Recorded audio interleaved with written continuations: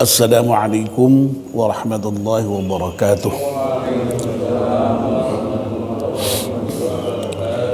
Bismillahirrahmanirrahim. Alhamdulillahi rabbil alamin. Wassalatu wassalamu ala asyrafil mursalin Sayyidina wa maulana Muhammad wa ala alihi wa sahbihi ajma'in. Amma ba'd.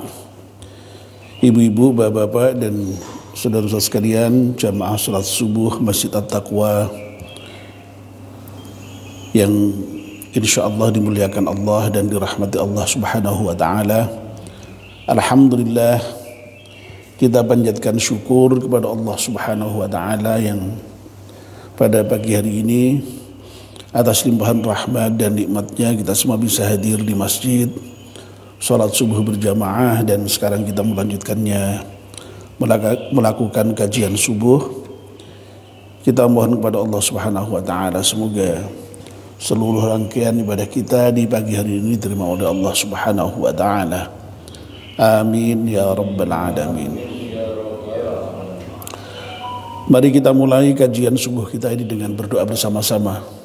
Bismillahirrahmanirrahim. Asyhadu an la ilaha illallah wa asyhadu anna Muhammadar Rasulullah. Raditu billahi rabba wa bil islami dina wa bi Muhammadin nabiyya wa rasula. Rabbi zidni ilman nafi'a warzuqni fahman wa hukma wa alhiqni bis salihin. Amin. Bapak dan ibu-ibu, izinkan saya untuk melanjutkan kajian kitab Taysirul Khallaq. Kemarin kita sudah membicarakan bab al-ikha, bab persaudaraan, namun belum selesai ya.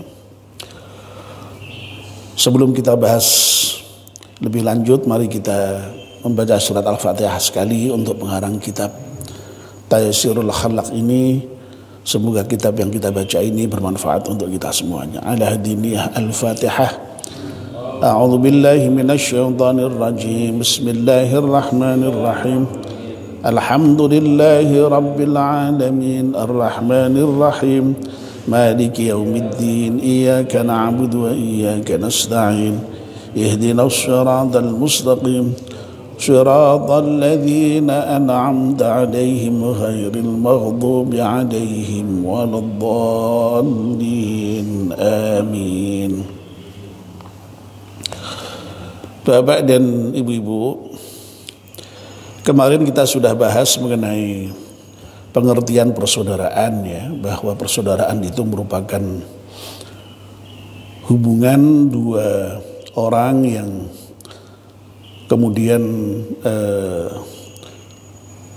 terwujudlah di dalam hubungan keduanya itu rasa kasih sayang. Nah, dalam kerangka itu maka yang namanya dua orang yang bersaudara itu dituntut satu kepada yang lainnya, berarti ya harus saling ya, hubungan saling di sini maksudnya ada banyak hal yang sudah kita bahas kemarin. Ada suka memberikan bantuan secara finansial ya.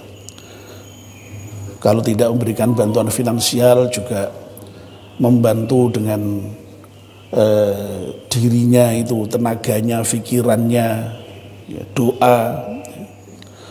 Lalu kemudian memberikan maaf kalau yang satu salah. Lalu kemudian di dalam saudara itu ikhlas ya. Tidak ada pamrih apapun kecuali mencari ridha Allah Subhanahu wa taala. Lalu kemudian menepati janji, lalu kemudian meringankan beban saudaranya ya. Lalu kemudian tidak membebani saudaranya tidak membuat berat saudaranya, ya.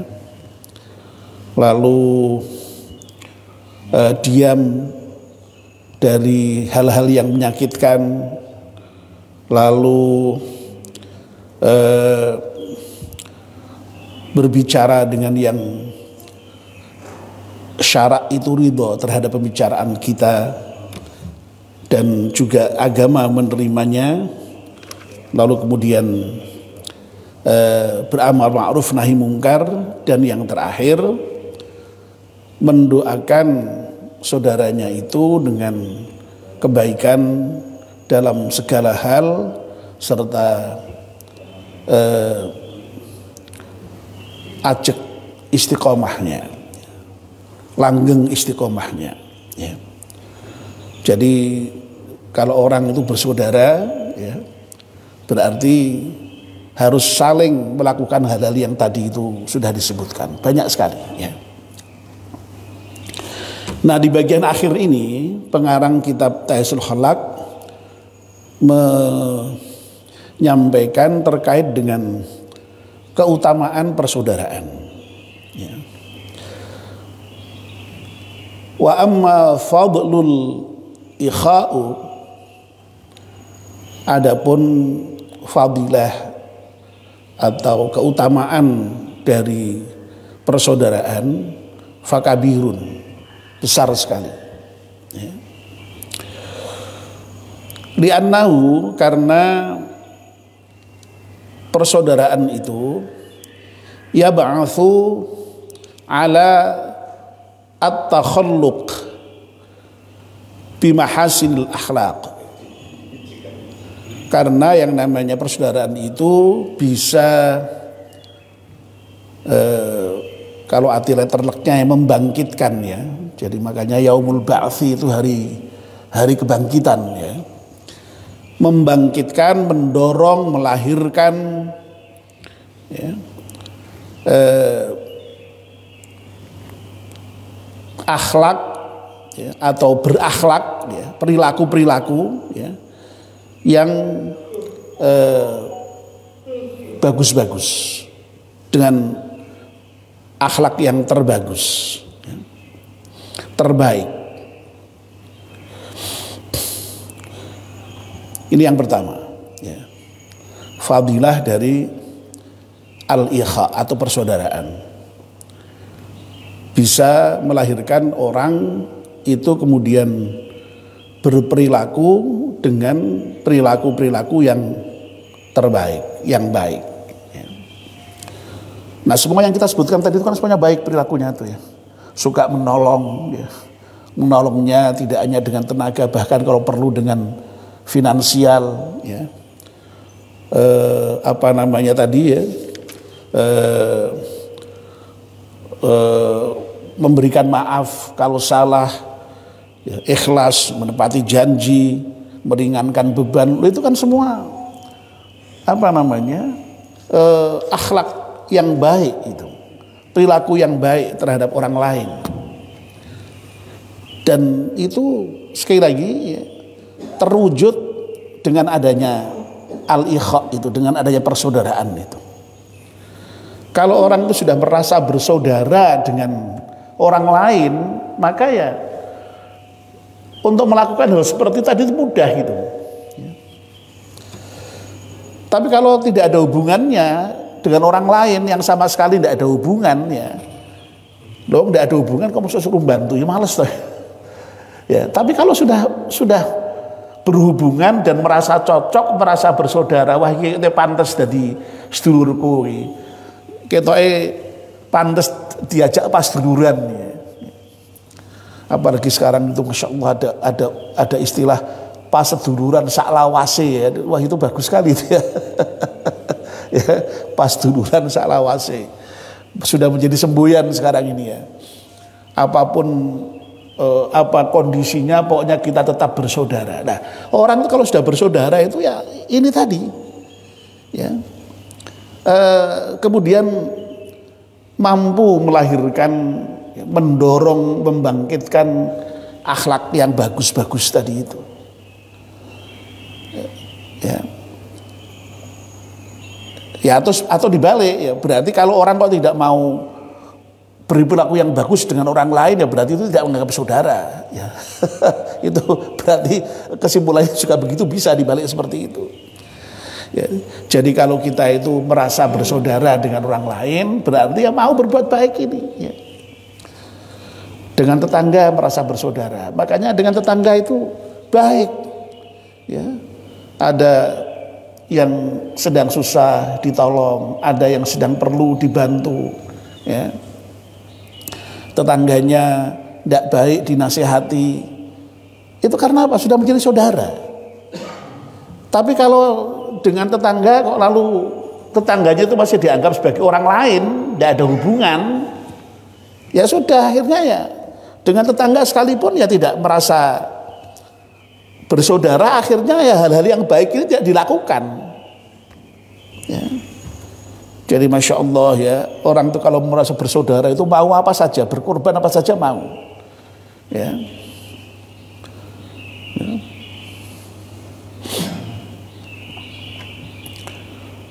Kita ingat kembali yang sudah kita bahas kemarin ya, ketika kita berbicara mengenai persatuan dan kerukunan itu diantara hal yang bisa menyebabkan kerukunan dan persatuan itu adalah al-ikha juga, jadi persaudaraan itu. Dan ketika berbicara ikha ya, dalam kitab ini kemarin ya, Imam Hasan Al-Bas'udi memberikan contoh bagaimana ketika Rasulullah SAW itu mempersaudarakan kaum muhajirin dan ansor ya. Baru bab yang kemarin kita ya, bukan pertemuan kemarin, bab yang sebelum ini ya, sudah kita bahas itu ya. Coba bayangkan ya, kaum muhajirin dan ansor itu semula tidak ada hubungan, wong yang satu orang Mekah, yang satu orang Madinah ya. Saudara bukan, apa-apa ya bukan. Tapi karena sama-sama iman dipersaudarakan Rasulullah SAW, sehingga antara kaum muhajirin dan ansor itu sedemikian rupa bersaudara. Dan karena bersaudara maka Masya Allah ya, di antara mereka itu sedemikian rupa kuat hubungannya ya. Ya. Dan itu di apa namanya ya, diabadikan dalam Al-Quran itu bagaimana sifat hubungan antara muhajirin dan ansor itu ya, khususnya ansor terhadap muhajirin itu ya. Ada satu potongan ayat yang sangat bagus itu ya, wa yu'thiruna ala anfusihim walau kana bihim khassasah. Sampai sebegitunya itu apa namanya, kaum ansor itu apa namanya, mempedulikan saudaranya dari kaum muhajirin itu, sampai dia itu mengalahkan dirinya sendiri, mementingkan sahabat muhajirin ya, meskipun dirinya sendiri dalam keadaan susah. Bayangkan itu ya. Ya. Seperti itu sifat kaum ansor terhadap kaum muhajirin. Kaum ansor itu kaum mukmin yang ada di Madinah, yang kemudian memberikan pertolongan, maka disebut dengan ansor itu. Kaum muhajirin kaum yang berhijrah dari Makkah ke Madinah. Nah ketika dari Makkah ke Madinah berhijrah itu kan tidak bawa apa-apa, itu hanya bawa dirinya sendiri ya. Lalu semuanya dibantu oleh kaum ansor itu ya. Bahkan sampai nuwun sewu ya, kemarin sudah kita sampaikan itu ya, istri aja diberikan. Bahkan suruh milih di antara istri yang dipunyai itu. Ya memang dulu kan memang orang kan istrinya tidak hanya satu pada umumnya ya. Itu sampai silakan mana yang mau dimaui apa namanya, silakan tapi dinikah ya, dalam pengertian dicerai dulu dan dinikah, bukan kemudian lalu asal di yanda ya. Sampai begitunya itu, apa namanya, takhalluk bimahasil akhlak itu terwujud karena adanya al-ikha itu, karena adanya persaudaraan itu ya. Dan saya kira di masyarakat kita juga ya pernah lah suatu ketika melihat kasus ya persahabatan, persaudaraan antara satu orang dengan orang yang lain itu yang kadang-kadang melebihi baiknya dengan saudaranya sendiri kadang-kadang itu. Ya. Itu bisa terjadi. Itulah persaudaraan itu seperti itu, masya Allah ya. Kalau dengan saudaranya sendiri belum tentu mau berkorban ini itu, tapi kalau dengan saudara yang tadi itu ya kebetulan Allah mempertautkan hatinya tadi itu bisa melebihi baiknya melebihi saudaranya sendiri ya. Bisa ya, saya katakan bisa bukan berarti harus ya, bisa ya. Oke. Nah, kalau seharusnya ya dengan saudara sendiri itu mestinya lebih baik ya dibandingkan dengan orang lain sekalipun ya, seharusnya. Ya. Lalu yang berikutnya wa yu'allifu bainal qulub ya. Yang namanya persaudaraan itu fadilahnya juga bisa mempertautkan, bisa mempersatukan ya, berbagai hati itu ya.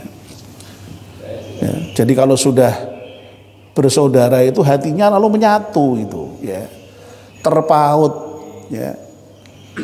Nah dengan terpautnya hati, dengan bersatunya hati ya tadi, kemudian lalu antara satu orang dengan orang yang lain itu betapa kemudian lalu begitu kuat ya kasih sayangnya tadi itu ya, begitu kuat kasih sayangnya ya.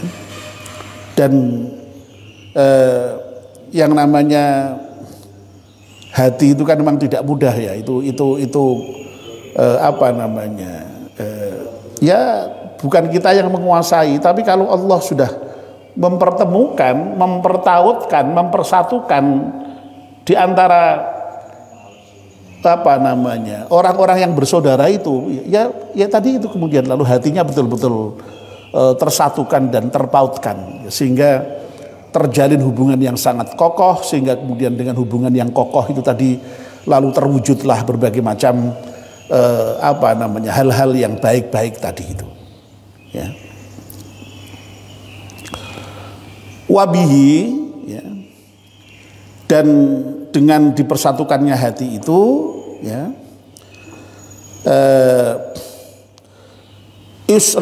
yakunu islahu dzatil bainil ladzi ja'alahu Allahu min thamaratit taqwa ya, bahwa dengan dipersatukannya hati tadi kemudian terjadilah islah itu perdamaian ya di antara orang-orang ya, yang perdamaian di antara orang-orang itu ja'alahullahu, Allah menjadikannya min thamaratit taqwa, sebagai buah dari takwa ya. Jadi yang namanya orang itu kalau kemudian sudah dipertautkan hatinya, maka kemudian lalu ya sudah, akhirnya damai, akhirnya menyatu, akhirnya rukun ya. Dan kedamaian di antara dua orang ya, kedamaian di antara orang-orang ya, yang ada di masyarakat itu oleh Allah dinyatakan sebagai buah dari takwa ya. Artinya apa? Orang itu kalau bertakwa harusnya tadi itu bersaudara dengan orang-orang yang lain ya, yang dengan begitu lalu hatinya itu terpaut tadi itu, tersatukan itu, dan kemudian hidupnya damai di antara mereka, tidak congkrah, tidak bertikai, tidak ada konflik, tidak ada persengketaan begitu itu. Dan hidup yang damai itu merupakan kehidupan yang ideal ya, yang dicita-citakan oleh Islam ya. Wong Islam sendiri itu diantara maknanya itu ya kedamaian Jadi agama kita, agama Islam itu memang agama yang mengidealkan kedamaian, ya. Damai di dunia di antara orang-orang yang ada di masyarakat itu, ya lebih-lebih nanti ya sampai dengan damai di akhirat tentu saja, ya. Selamat di akhirat juga, selamat di dunia, selamat di akhirat juga, ya. Jadi luar biasa ya ternyata ya persaudaraan itu ya. Jadi persaudaraan itu bisa melahirkan kesatuan hati yang dengan begitu lalu kemudian terciptalah kedamaian, kerukunan, ya, kebaikan, ya, di antara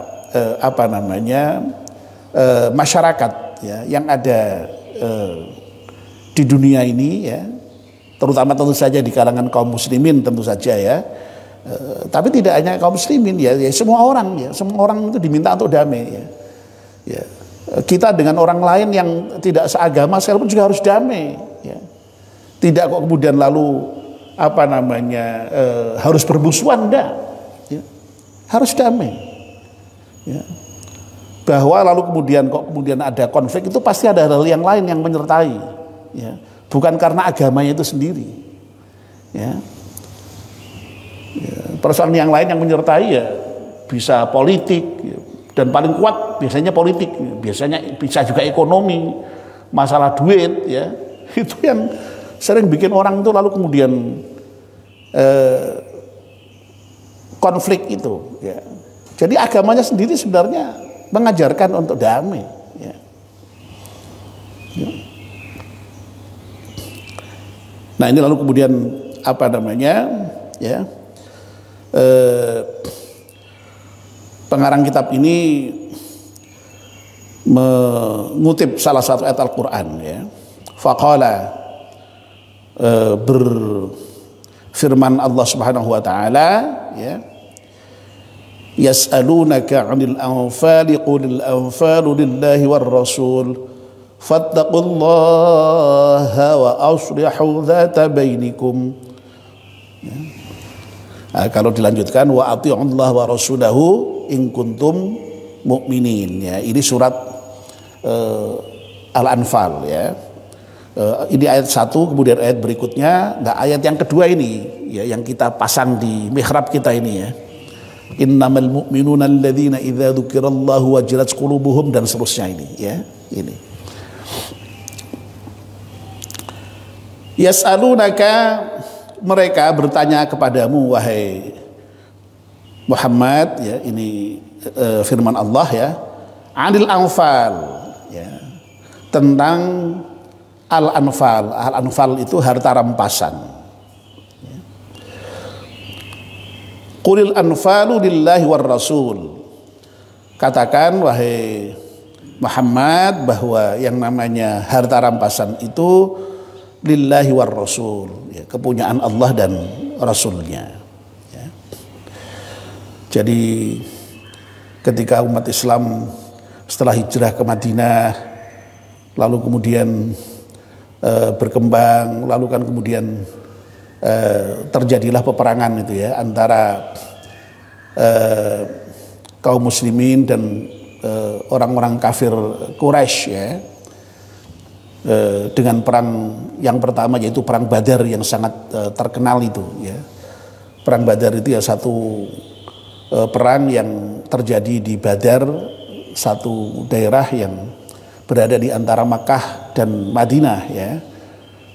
Pasukan kafir Quraisy lah yang menyerbu, berarti ya, menyerbu ke Madinah lalu dipapak di Badar itu, ya. Dan terjadilah peperangan yang sangat terkenal itu, dan kita semua tahu, ya, dalam perang Badar itu Rasulullah dengan para sahabat memenangkan peperangan meskipun dengan jumlah yang lebih kecil, ya. Nah lalu ketika menang perang itu ya selalu ada harta rampasan zaman dulu itu, ya. Nah ketika ada harta rampasan itu para sahabat lalu bertanya kepada Rasulullah mengenai harta rampasan gimana pembagiannya dan segala macam itu, untuk siapa, ya, kebagian apa enggak, itu kan begitu, ya, biasa, ya. Lalu Allah menegaskan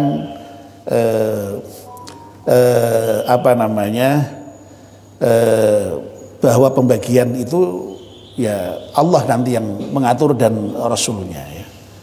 Dan memang ada ya aturan yang kemudian menjadi dasar ya bagi pembagian harta rampasan itu. Kalau tidak salah di surat Al-Anfal juga ya, ayat tengah-tengah itu, ayat 41 kalau nggak salah itu ya. Innama ghanimtum dan seterusnya itu kayaknya ada walillahi war rasul dan terus kemudian yang wal yatama masakin dan seterusnya itu ya. Apa Pak Basri? Anu blank itu bukan tidak apal, Pak Basri apal, cuma kadang-kadang tuh ketika dalam waktu yang dadak begitu sok lupa. Wong sudah hafal aja kadang-kadang kalau pas sholat misalnya baru kadang-kadang iso anu kok ya maklap gitu Pak ya. Oke. Nanti bisa dicek nanti ya aturan bagaimana pembagian itu dibahas ya diatur dalam surat Al-Anfal kalau tidak salah ayat 41 kalau tidak salah ya. Ada pembagiannya, aturan pembagiannya ya. Oke. Nah, fattaqullah, bertakwalah kepada Allah ya. Jadi rupa-rupanya terkait dengan persoalan rampasan ini mungkin ya sempat menimbulkan kegaduhan mungkin ya saat itu ya.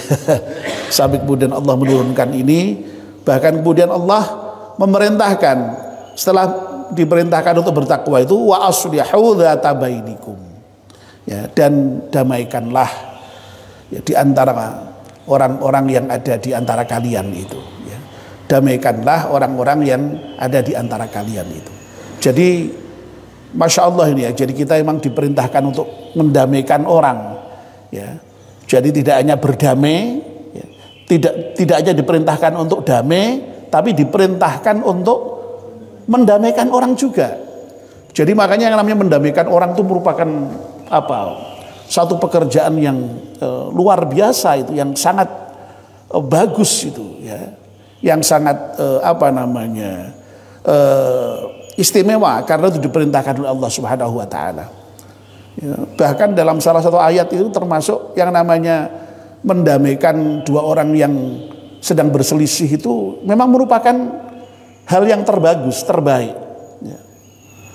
Ya. Dalam Al-Quran itu kan ada kalau Anam sebagai orang lulusan fakultas dakwah dari dia mesti waman ahsanu qawlam mimman da'a ilallahi wa amila shaliha wa qala innani minal muslimin. Tidak ada ucapan yang lebih baik kecuali ucapan orang-orang yang mengajak kepada Allah, yang berdakwah kepada Allah ya. Itu orang terbaik itu ya. Tapi ada ayat lain yang menyatakan la khaira fi katsirin min najwahum illa man amara bi shadaqatin au ma'rufin au islahin bainan nas ya. Jadi yang namanya perkataan orang itu tidak ada yang baik kecuali mengajak kepada bersedekah, mengajak kepada yang ma'ruf dan mendamaikan orang lain. Jadi mengajak yang ma'ruf ya, mengajak orang bersedekah. Jadi sedekah itu tidak hanya perintahnya sedekah lah loh Pak, juga mengajak bersedekah ya. Ya. Jadi kalau Pak Fadil saya seringkali mengajak monggo sami sedekah ya, di masjid ini butuh sedang ada yang kita kerjakan ya, itu memang diperintahkan Allah itu ya. Ya. Lalu kemudian itu memerintahkan untuk mendamaikan itu ya. Nah Bapak dan Ibu-ibu, mudah-mudahan ya kita semuanya ini termasuk orang yang punya sifat ikhwa ini ya, punya persaudaraan ini ya dengan saudara-saudara kita itu ya. Dan mudah-mudahan kita ini termasuk orang yang damai ya di dalam kehidupan bermasyarakat kita, bahkan kalau perlu tidak hanya damai sendiri tapi juga mau mendamaikan kalau ada yang sedang selisih ya. Jangan sampai menjadi apa istilahnya ya, orang damek ke malah provokator ya istilahnya provokator ya. Ya itu jangan sampai ya. Oke, baik Bapak dan Ibu-ibu, mohon maaf ini kalau agak sedikit panjang ya, karena ini sekaligus supaya selesai ya. Alhamdulillah pembahasan mengenai bab al-ikha selesai, dan insya Allah nanti kita akan lanjutkan dengan bab-bab yang lain ya. Mari kita akhiri dengan berdoa bersama-sama.